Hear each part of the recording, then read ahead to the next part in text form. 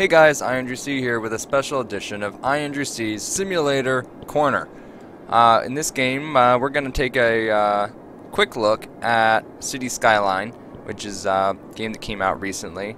As you can see, I've already done a lot in this city here. I played for a couple hours yesterday, and I built quite a lot of city here. I currently have it set to basically the sandbox mode, so I have all the buildings unlocked and all of the money unlocked, and I'm currently losing a lot of money every day. So I've got some relatively stable taxes, and I'm still losing about $40,000 deficit. So, but that's not the point. I enjoy building things. I could care less about really making money, so you know, it doesn't bother me. So let's go ahead and show off some of the graphics of this game here. If you hold the middle mouse button, you can spin the camera around. So we can come in here and we can see there's all the people running around, cars stopping for traffic lights, and we can see that that is an SUV, and it is going to the organic food market. And its owner is Emma Chapman. And if we click on Emma Chapman, we will see, we'll follow them, and we can actually go and see where they're driving to, which is right here. We should be able to see all the people who work here. Grab that person. Hey you, I see you. Don't stop. There we go. This is Holly Lee. She resides at the Sterling residence, but that's where she works, apparently, because that's what I managed to click on. Let's see, what's this here? This is a box truck. It's turning somewhere. The bug spray van, box truck, SUV, owner Cedric Lee.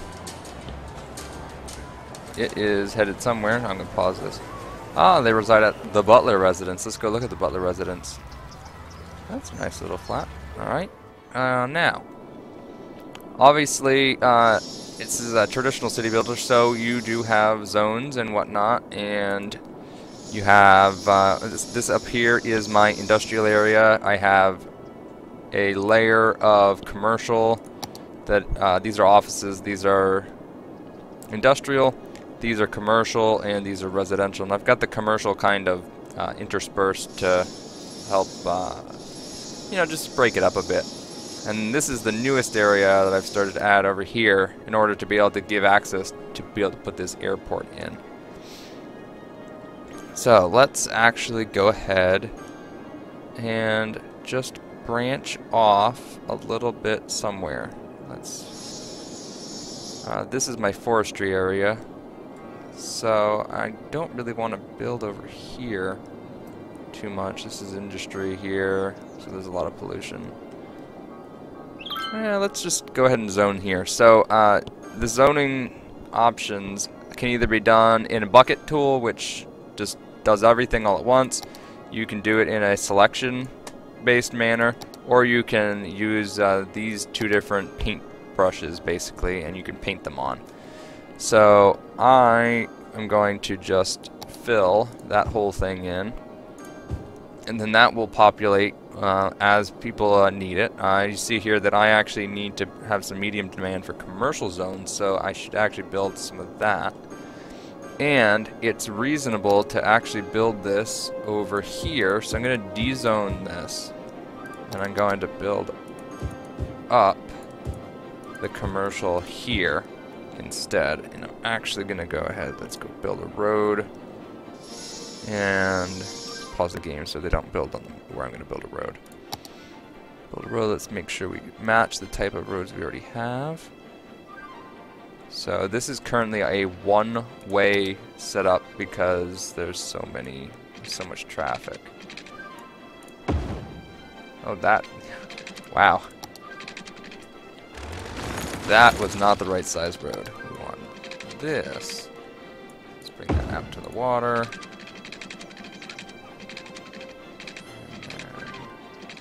That snapped right. There we go. So that adds some additional road here, and then let's just put small road down, a road that comes back that way. Is that the way we want that to go? I think this is a 2-lane. Yeah, that's a 2-lane road there. So now we can. Now that we've got some road down, let's extend this up.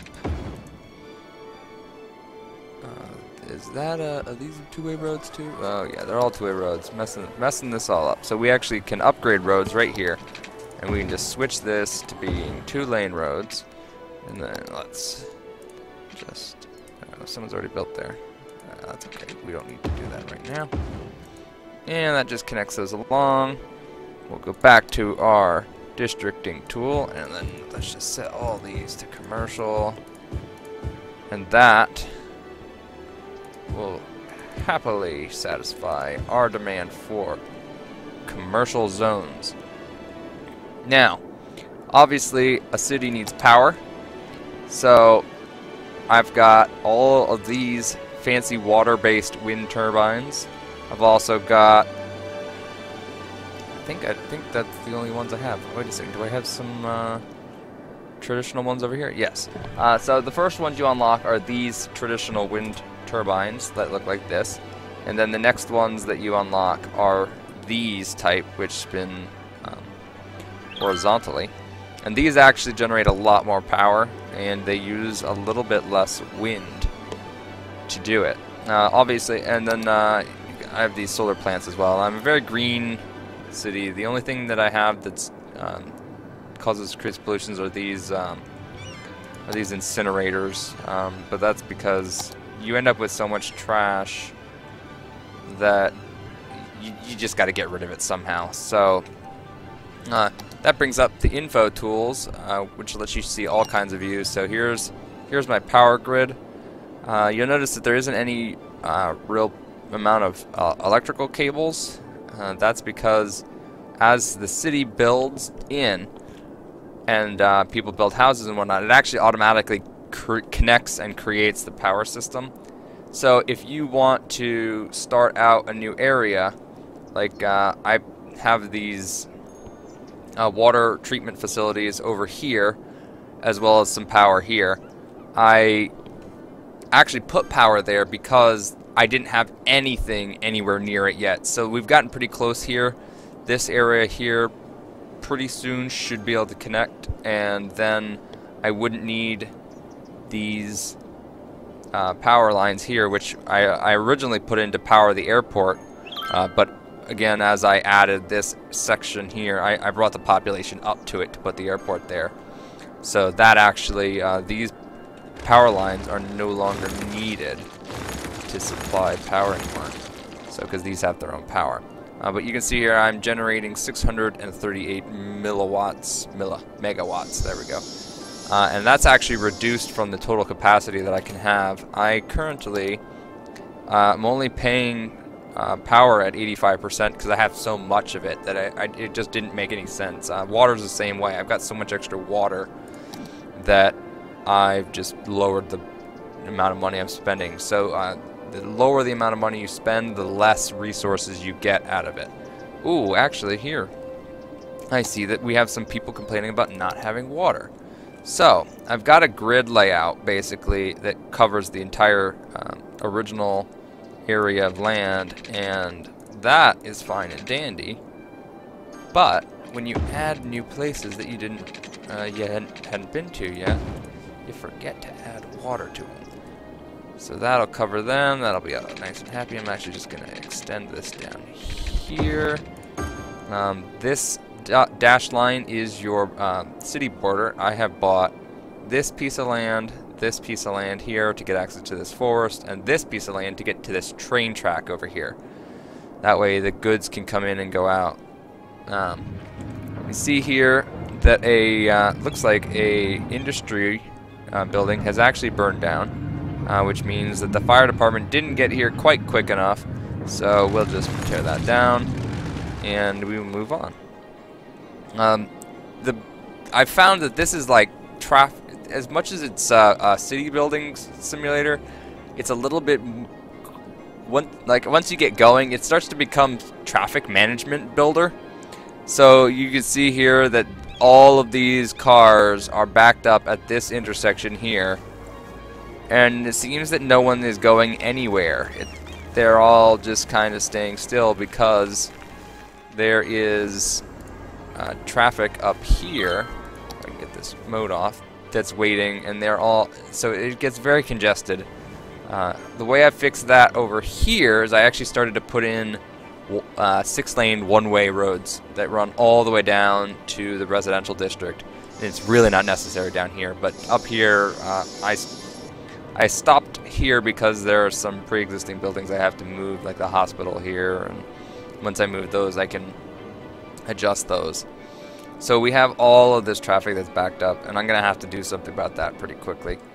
And then just like same here, these people are trying to get into this area. This is the ore mining district, which is another area of this game. When you want to assign areas to do just certain things, you paint it with the district tool, and then you say, well, you can only do farming here, and that way you don't end up having dirty industry in areas that you don't want it.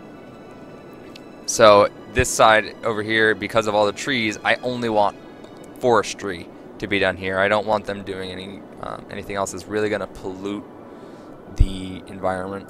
And you can see that here. So this has no pollution, but this has lots of pollution because this is the most industrial area, and this is obviously this is ore mining, so this is very pollution heavy.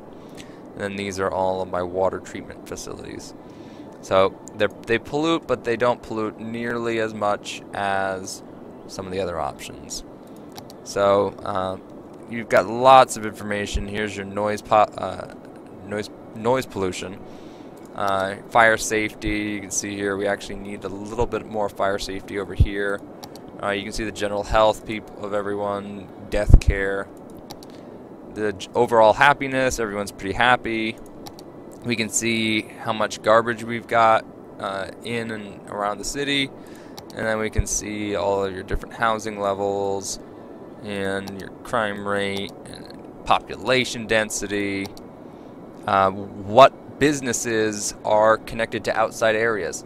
So if you are importing a lot of oil and you go to your natural resources and you find that you have some oil somewhere, well, like I have oil over here, I could actually tap into this oil, and now they will just go to there, bring the oil from here, truck it over to wherever they need it, and then make the product rather than having to go and buy it somewhere else.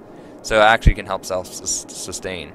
So I am also currently using forestry products and ore products, but that means I don't have to export this as much because I'm bringing it in myself. And then obviously you can also export the stuff. And you have tourism, which is another aspect of it. So you have also obviously land value. You can see that the area furthest from all of the baddies, you know, industry and whatnot, they have the highest value, and the people near noisy things and further away or closer to this have lower values. Obviously you can view all the districts. I have 3 districts currently. This is the the forestry district rather. This is the ore mining district, and then this is just industry. Everything else is residential or commercial, so I haven't really gotten around to doing this one yet. But we could actually do that right now, because this is all residential area. So we can actually just go to this, use the big paintbrush tool, and there's all kinds of policies you can set. So if you, oh crap, I made 2 different districts. If you actually want to have different zones even bigger than just the regular zones, you can go and say, hey, I don't want there to be any truck traffic in this zone, and they won't. There will be no truck traffic in that zone. So you can really dictate how you want things to be. You have a lot of control over that. And here we can see that we've got dead people all over the place. Let's get out of that. So a person is dead here, here, here, and they are waiting to get transported to the crematorium. Which, if I go to health services, I should be able to find where those are located. So there's one here, here. There's like 3 of them right next to each other. They are here and here. There's none over here, so they're stuck in traffic trying to get over here. So let's find a place that doesn't have anything right there. That will give all these people access to the crematorium. They'll send a hearse out, and there it goes. Which, if we zoom in, we should be able to see it. There's the hearse, and it is gonna go off and pick up the dead person. But it's got to get stuck in traffic first. So, well, that's Cities Skyline in a nutshell. There's a ton of things to do in it, and there's a lot more I could talk about. But I would recommend, highly recommend, that you go and buy this game. It's, in my opinion, it is so much better than SimCity 2013. If you've played that or seen that game, you can actually buy currently up to, I believe, 4 of these tiles without doing any kind of mods. This game does have workshop support, so you can do that. There's tons of content you can add, and then, but I believe from what I've seen, the map on here compared to SimCity is like this. This is how much a city is in SimCity, whereas this I can have at least 4, and maybe if you have the mod, you can do all 9 of these blocks. So it's definitely worth buying, playing. It's a lot of fun, and it is definitely what SimCity should have been. So I hope you enjoyed this video. If you like this video, make sure you hit the like button. If you're not already subscribed to our channel, we'd love for you to subscribe. We've got tons of new content every day, and we'll see you guys next time.